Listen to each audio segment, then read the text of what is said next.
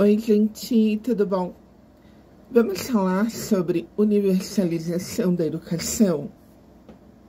Pois bem, o que seria essa universalização da educação?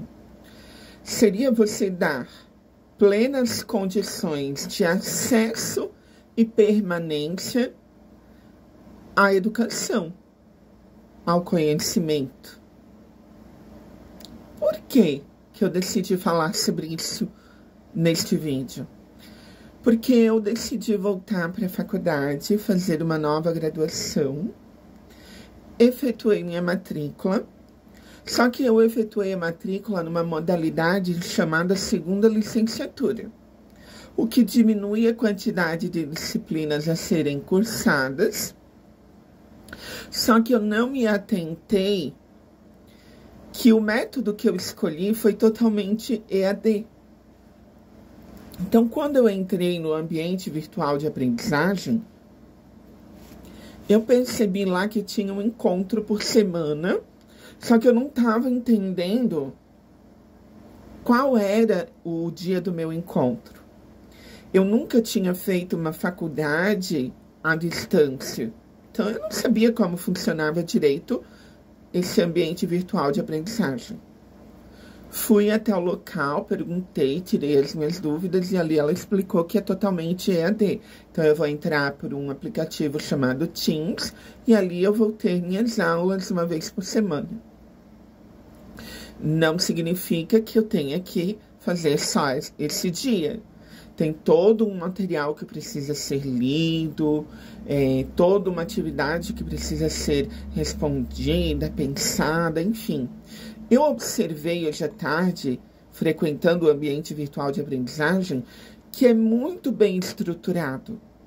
Então, eu gostei, porque isso traz uma facilidade de acesso ao ambiente acadêmico.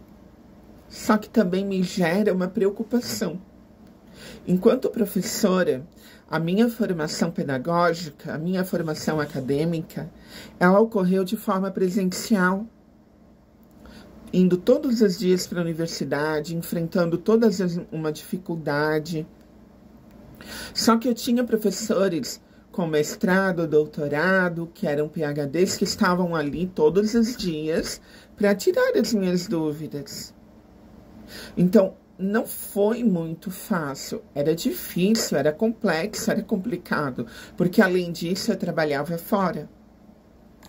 Porém, eu me pergunto, será que todos estão preparados para buscarem o seu conhecimento de forma autônoma com o ensino à distância? Eu não tenho uma resposta pronta, acabada para isso. Mas isso eu me pergunto, porque indo todos os dias e tirando as dúvidas todos os dias, isso enriquece muito o vocabulário, as produções textuais, as produções científicas.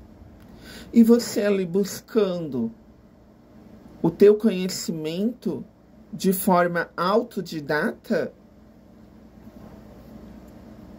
é um pouquinho difícil. Não é tão fácil, tão simples assim. Embora o ambiente virtual de aprendizagem seja um ambiente riquíssimo, com laboratório digital ali, online, com biblioteca online, com vídeos, enfim, com explicações de professores gravadas, com todo um ambiente preparado para isso. Mas será que você, que vai acadêmico, que vai buscar esse conhecimento, vai de fato aproveitar toda essa riqueza de material? Não sei, eu me pergunto. Eu vou cursar essa trilha, esse caminho agora. E no final, talvez eu possa fazer um outro vídeo falando de como foi a minha experiência com relação ao ensino à distância. Mas me preocupa, porque eu fui supervisora. E eu via quando o professor estava preparado para ministrar uma aula e quando ele não estava preparado para ministrar uma aula. Preparado no sentido de conhecimento científico, de fato, para estar à frente de uma turma, numa sala de aula, ministrando, ensinando. Então, isso me preocupa bastante. Porque, diante de todo esse acontecimento no mundo, atualmente, vemos crianças na internet falando que são empresários e, de fato, são, né? Tem alguém por trás que já tem um CNPJ, mas essas crianças, de fato, lucram muito com venda de produto, com venda de imagem,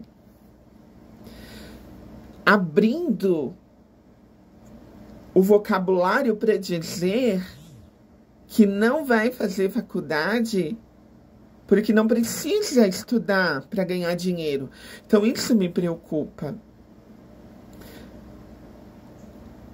Nós vemos na internet, principalmente no YouTube, Instagram, Facebook, uma pseudociência muito forte. Então, no Brasil, hoje, por falta de capacidade leitora, que é o tema de um vídeo que eu falei outro dia, nós vemos pessoas falando, comentando em vídeos coisas ridículas. Por exemplo, a teoria da Terra plana, gente.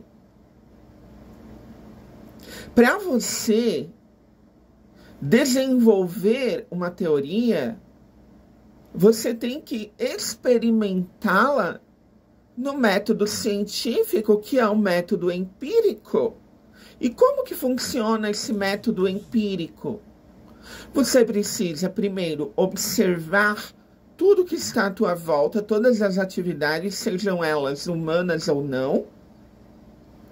E ali surge uma dúvida do porquê que tal assunto, tal acontecimento é daquela forma e não de outra.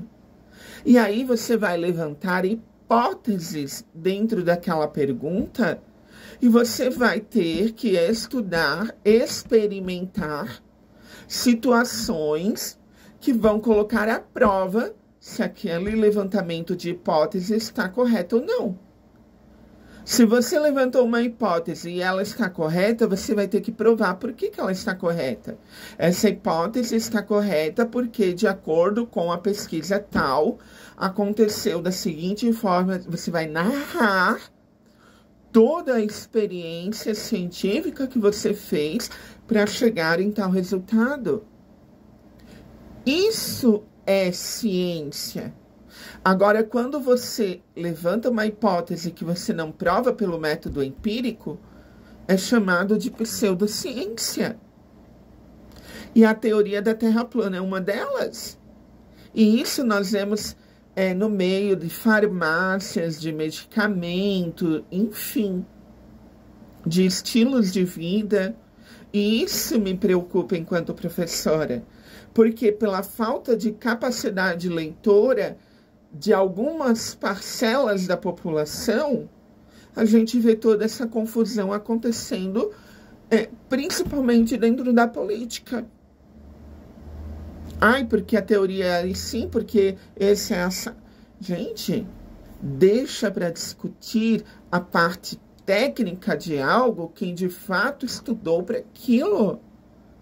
Porque se você nada contra, é um professor da educação básica, você não tem técnica, você não é um técnico judiciário, você não é um técnico de direito que vai falar da justiça, o que ela está certo ou errado.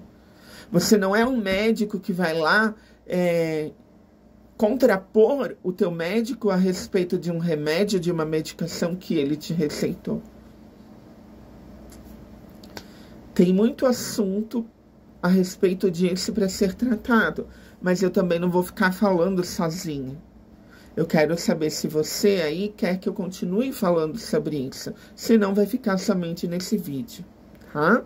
Mas enfim, curte, comente, compartilhe, diz aí no comentário se você quer que a gente continue discutindo isso. Muito obrigada.